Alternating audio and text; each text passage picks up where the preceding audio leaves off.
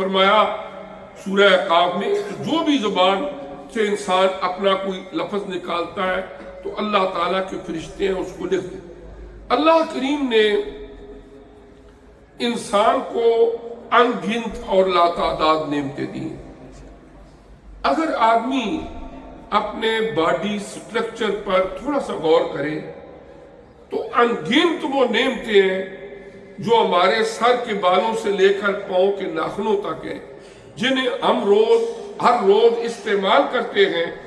بسا اوقات وہ قدردانی نہیں ہوتی، لیکن ان میں سے اگر کسی ایک نعمت سے کوئی بندہ محروم ہو تو اس سے جا کے پوچھیں اس کی قدر کیا ہے۔ ایک بندہ اگر وہ آنکھوں سے محروم ہے، نابینا ہے، اس سے جا کے پوچھیں اس بینائی کی قدر کیا ہے۔ ایک بندہ گونگا ہے، بول نہیں سکتا، اس سے جا کے پوچھیں کہ قوت گویائی جو ہے، سپیکنگ پاور جو ہے، اس کی اہمیت کیا ہے۔ جب بندہ اپنے مافل ضمیر کا اظہار نہ کر سکے، چاہے بھی کہ میں بولوں، لیکن قوت گویائی سلب ہو یا یہ نعمت اللہ نے اس سے معروم رکھا ہو، اس کی کیا حالت ہو۔ مختلف قسم کی اللہ کریم نے نعمتیں عطا فرمائی ہیں، اور قرآن خود فرماتا ہے وَإِن تَعُدُّوا نِعْمَةَ اللَّهِ لَا تُحْصُوهَا۔ اگر ایک بندہ زمانے کا کوئی بھی کیلکولیشن کا طریقہ کار ہو، وہ لے لے اور اکاؤنٹ کرنا شروع کر دے، یہ بھی نعمت، یہ بھی نعمت، یہ بھی نعمت۔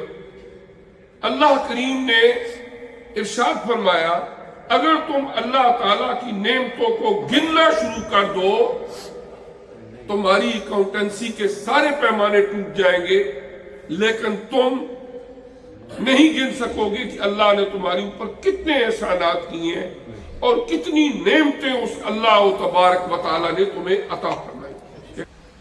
تو زبان بھی اللہ تعالیٰ کی ان نعمتوں میں سے ایک نعمت ہے۔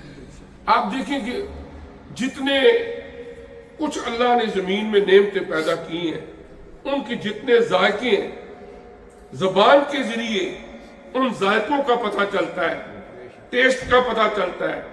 زبان کے ذریعے ہم اپنے اندر کے خیالات کا اظہار کرتے ہیں، زبان کے ذریعے ہم اقرار کرتے ہیں۔ اقرار باللسان و تصدیق بالقلب۔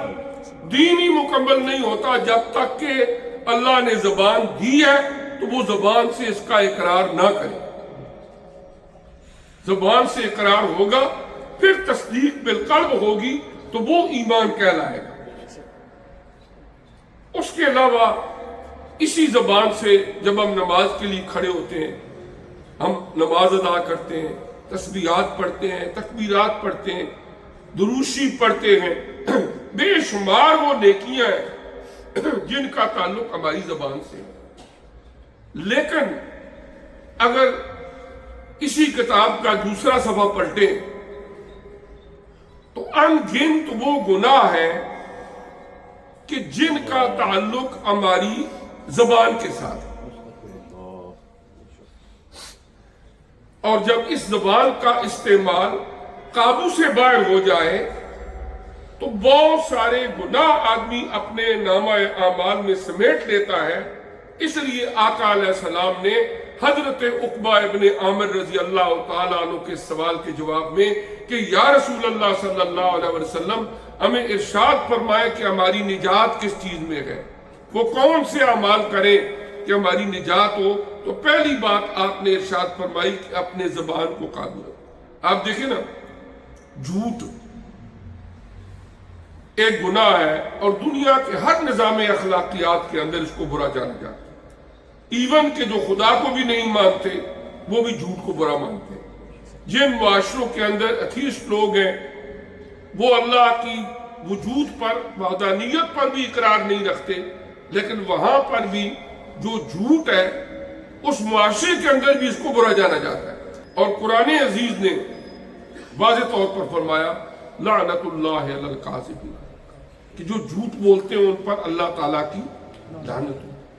یعنی یہ زبان جھوٹ ہمارے وجود کے کس عضو سے ظاہر ہوتا ہے اور سرزد ہوتا ہے؟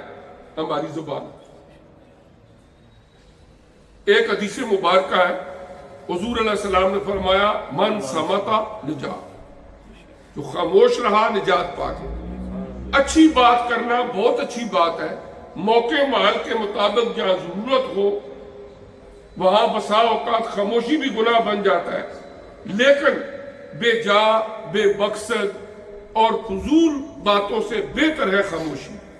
ایک حدیث مبارکہ میں حضور علیہ السلام نے فرمایا من حسن اسلام المرء ترکہ ما لا یعنی، کہ ایک بندہ مومن کا بہترین اسلام یہ ہوتا ہے کہ وہ ہر اس چیز کو چھوڑ دیتا ہے جو لا یعنی، بے مقصد اور فضولیات میں آتی، اس کی زندگی با مقصد ہوتی ہے اور وہ گفتگو بھی با مقصد اچھائی اور بھلائی والی کرتا ہے۔